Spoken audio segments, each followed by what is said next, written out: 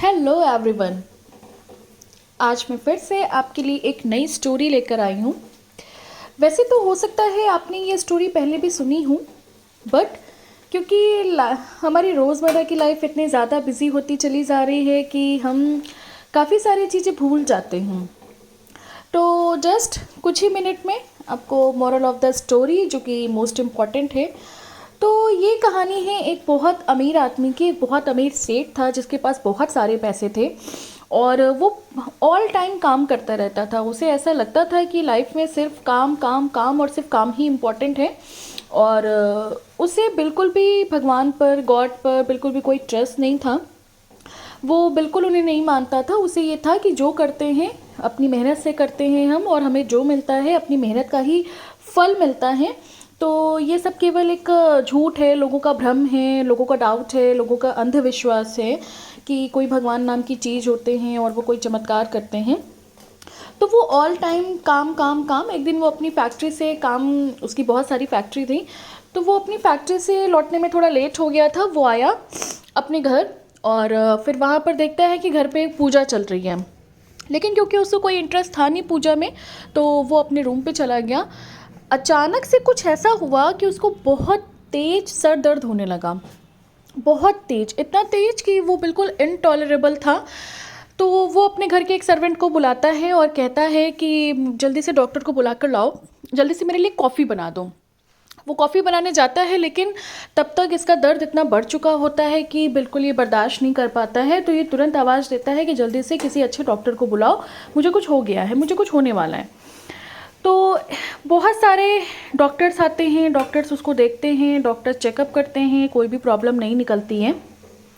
तो फिर भी डॉक्टर उसको, तो वो बोलता है मुझे बहुत घबराहट हो रही है और मेरी घबराहट, मेरी बेचैनी, मेरा रेस्टलेसनेस बढ़ती ही जा रही है, कॉन्टीन्यूसली बढ़ती जा रही है।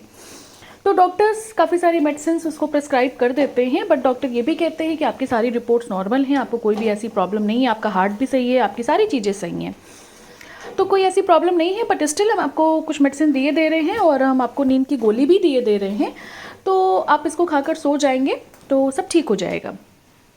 डॉक्टर्स उसको मेडिसिन देते हैं, वो सारी मेडिसिन खा लेता है और खाकर सोने की कोशिश करता है। बट इतनी सारी मेडिसिन खाने के बाद भी उसको कोई नींद नहीं आती है।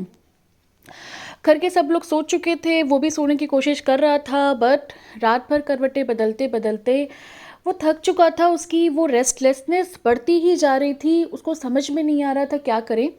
बट उसको फिर ऐसा लगता है कि अगर मैं अब इस रूम के अंदर रहा, यानी अपने ही रूम में जिसमें उसको बहुत सुकून मिलता था, बहुत पीस मिलती थी, बहुत रिलैक्स्ड फील करता था, लेकिन उसको ऐसा लगता है कि अगर अब मैं इस रूम में रहा तो अब मैं मर जाऊंगा, मैं बिल्कुल रह नहीं पाऊंगा, मुझे यहाँ से बाहर जाना चाहिए, खुली हवा में जाना चाहिए।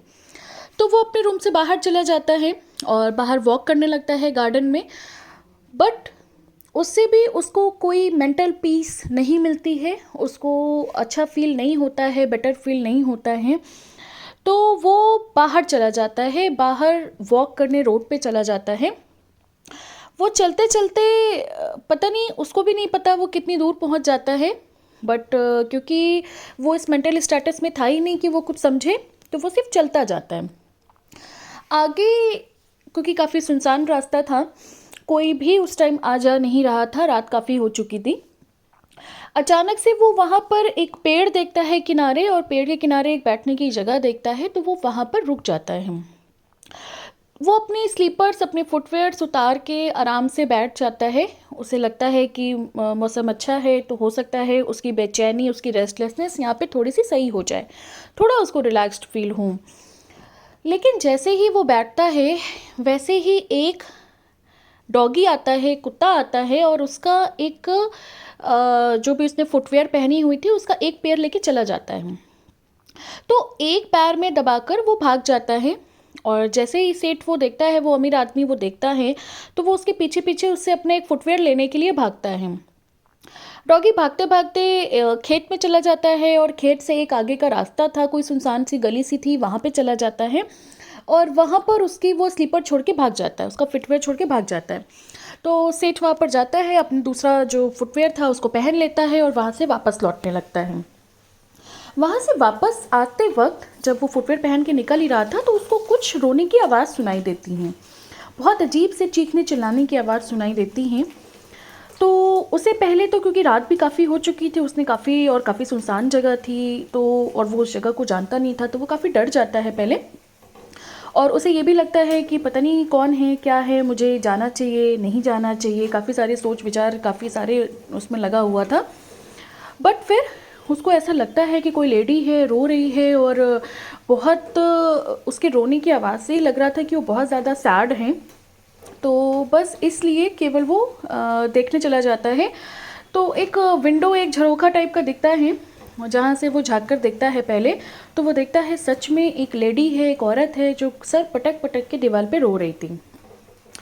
तो वो फिर उसके घर के अंदर जाता है और आवाज़ देकर कहता है कि आप मुझे गलत मत समझिएगा, लेकिन आपकी रोने की आवाज़ सुनी और मैं इधर से निकल रहा था, तो मैं जानना चाहता हूँ, अगर आपको बुरा ना लगे तो मैं जानना चाहता हूँ कि आपको क्या प्रॉब्लम है, आप क्यों रो रही हैं इस तरह चिल्ला चिल्ला के इतनी।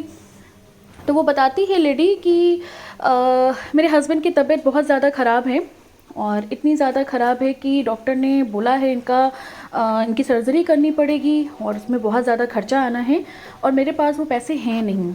मैं घर में काम करती हूँ और मेरे हस्बैंड भी काम करते थे, लेकिन अपनी बीमारी के चलते वो कर नहीं पा रहे हैं, और मैं जहाँ काम करती हूँ उन लोगों ने भी पैसा देने से मना कर दिया है। तो वो सेठ कहता है, वो जो रिच मैन था वो कहता है कि तो फिर आप कुछ और पैसों का इंतज़ाम करिए, कहीं और मांगिए, लेकिन ऐसे रोने से क्या होगा। वो भी इतना सुबह सुबह, इतना मतलब रात के 3-4 बज रहे हैं सुबह के, तो आप इस टाइम क्यों चिल्ला चिल्ला के इतना रो रही हैं, और रोने से आपकी कौन सी प्रॉब्लम सॉल्व हो जाएगी। तो वो लेडी कहती है कि आपकी बात सही है, मैं अपनी पूरी कोशिश तो कर ही रही थी, लेकिन मुझे कहीं से भी पैसे अरेंज नहीं हुए। तो मैं अपने भगवान से मांगा था मैंने, और भगवान के सामने मैंने बिल्कुल बोल दिया था कि अगर आप हैं इस दुनिया में तो मुझे चाहिए पैसे, मुझे कहीं से भी आप इंतज़ाम कराइए। तो मैं अपने भगवान से गुस्सा हो गई थी और मैं उनसे बात भी नहीं कर रही थी। तब तक एक साधु महाराज आते हैं, और वो कौन था मुझे नहीं पता, लेकिन वो आते हैं और वो कहते हैं कि तुम सुबह 3:30 बजे 4 बजे चिल्ला चिल्ला के रोना, और देखना भगवान तुम्हारे लिए पैसा भेज देंगे। तो मैं इसीलिए इस वक्त चिल्ला चिल्ला के रो रही हूँ, क्योंकि मुझसे उन्होंने कहा था कि भगवान पैसा भेज देंगे, तो इसलिए मैं रो रही हूँ। उस रिच मैन को थोड़ा सा डाउट होता है, वो बहुत सारे सोच विचार में पड़ जाता है, बट स्टिल उस टाइम उसे ऐसा लगता है कि क्योंकि उसके पास तो बहुत पैसा था और इतनी रेस्टलेसनेस थी कि वो रह भी नहीं पा रहा था, और इस टाइम इस लेडी से मिलते ही, उससे बात करते ही उसकी जो बेचैनी थी वो ख़त्म हो जाती है। वो भूल चुका था कि उसे कोई प्रॉब्लम भी थी। तो इसी उसमें वो सोचता है कि चलो ठीक है, मेरे पास तो इतना पैसा है, मैं हेल्प कर देता हूँ। तो वो उस लेडी की हेल्प करता है, उसको पैसा देता है, और जो भी उसका हस्बैंड था उसका ट्रीटमेंट करवाता है। उसका हस्बैंड सही हो जाता है, उसके हस्बैंड का ट्रीटमेंट स्टार्ट हो जाता है, वो अपने घर वापस आ जाता है।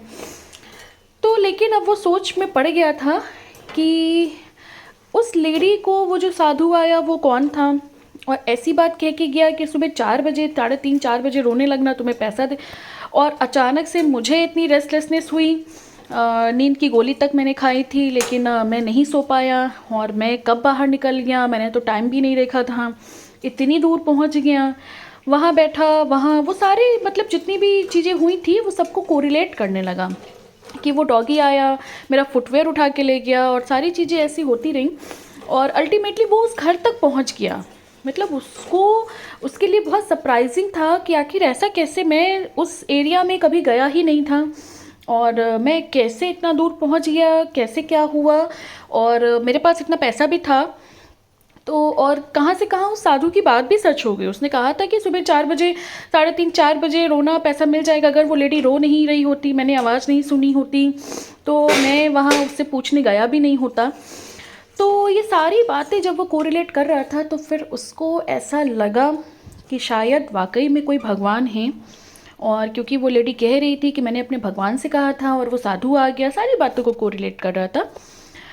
तो उसके लिए ये कोई मिरेकल ही था, एक चमत्कार ही था कि कैसे मैं उस ज़रूरतमंद के पास पहुंच गया और कैसे मैंने उसकी हेल्प कर दी, सारी चीज़ें सही से हो गई।